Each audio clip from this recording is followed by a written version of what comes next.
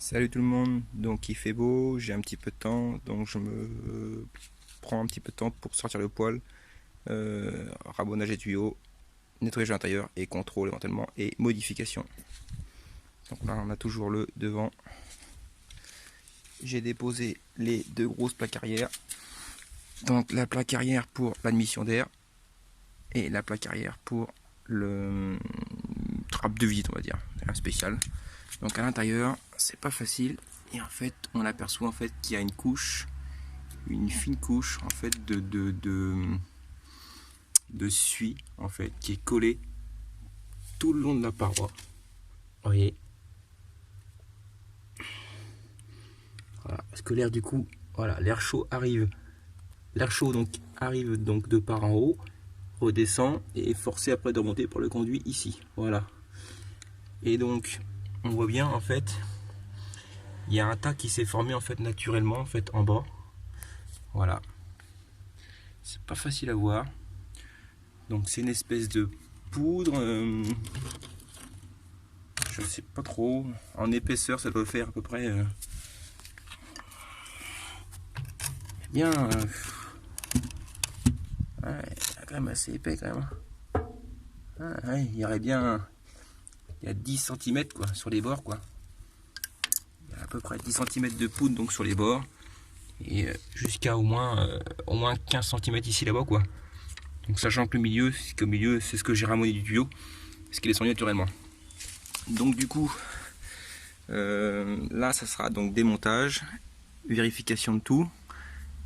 Je vais tout nettoyer et je vais vérifier que l'acier s'est pas corrodé avec le temps, surtout qu'il n'y ait pas eu de déformation, que les soudures n'ont pas bougé. Et surtout voilà, savoir si l'acier s'est pas rongé. Du coup, vu que c'est que de l'acier, souvent que c'est de la fonte, je voulais surtout vérifier, savoir si l'acier n'avait pas bougé au niveau de l'épaisseur. Donc voilà, donc là on a le système donc, de trappe.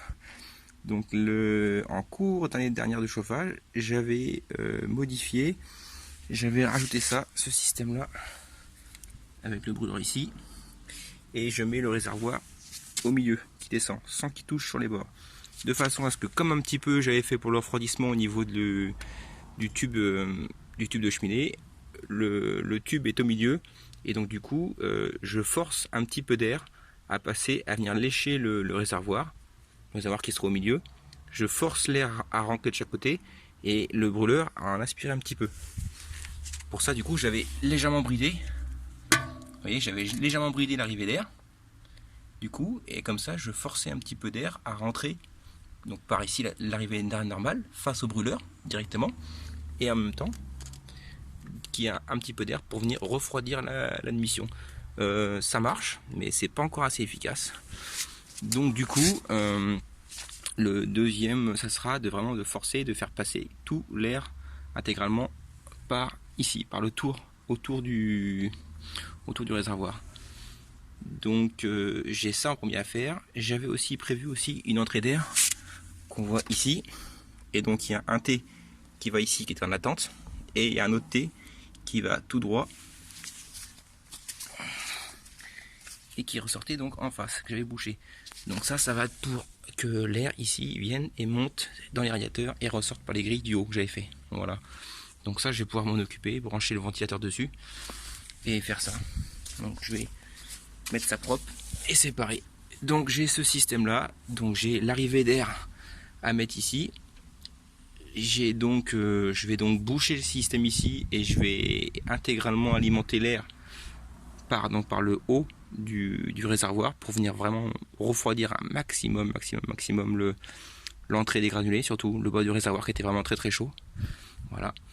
Et j'ai aussi un problème aussi au niveau du système de cendrier. Donc je venais aspirer l'essuie ici avec un aspirateur. Je viens de décolmater un petit peu l'essuie dedans, un petit peu, mais enfin ça ramasse pas tout, c'est vraiment chiant. Donc je pense que du coup je vais modifier un petit peu le système aussi tant qu'à faire. Donc à voir. Ça je sais pas encore comment je vais faire encore, découper, faire un système de trappe peut-être. Ça c'est pas encore sûr, c'est pas encore validé. Donc voilà, sinon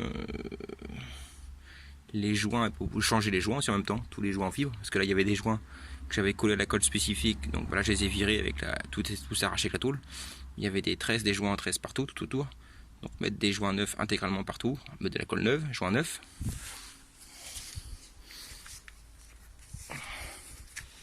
Et donc du coup, voilà. Donc je vais essayer de faire rentrer l'air donc par le trou, ici. Et faire une découpe, je pense, par là, juste un petit peu avant l'arrivée d'air, de façon à pouvoir faire un espèce de S. Le seul problème, c'est que j'espère que ça va pas ralentir le débit, quoi. C'est plus ça que j'ai peur. Donc voilà, je vais faire un petit nettoyage et puis je referai une petite vidéo après.